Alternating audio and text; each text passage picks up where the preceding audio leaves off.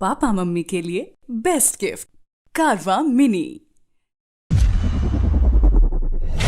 सारेगामा कारवा सुनिए 2.0 पर।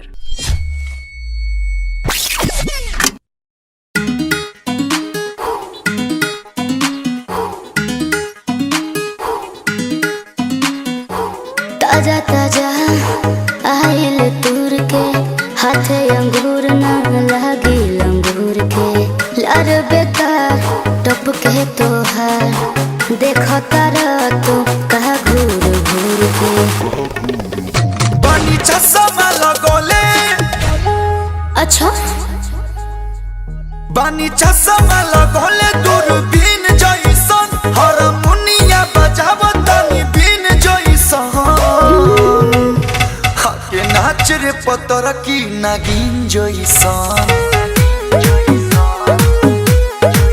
तया के नाच रे पतर की नागिन जइसन।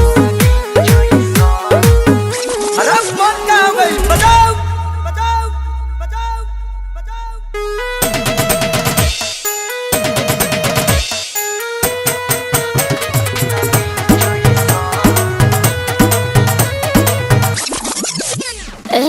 सजिला जब हम ऊपर नीचे सारा जमाना चले पीछे पीछे कहिला फिर से दूर शरीर से लगे लगा है बाहें घींचे घींचे।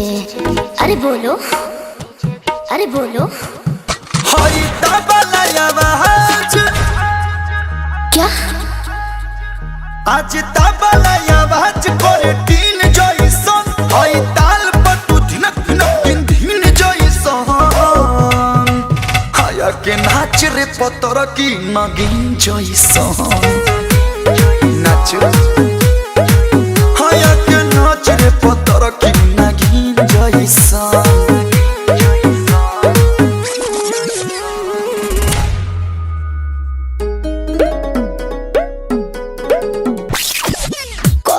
कलू जवन कहतानी कोरा में लेके आंसू काटो जानी आजा तू खुल के मजाला पुल के पूरा बदन भइल पानी पानी।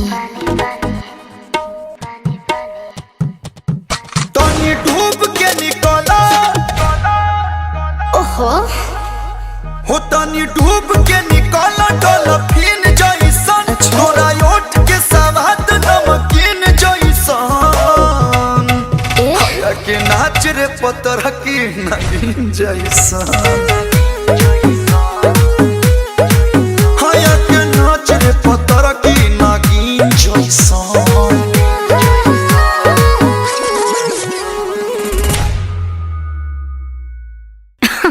अरे पूरा इंडिया हिली बाबू, खाली तू देखत जा।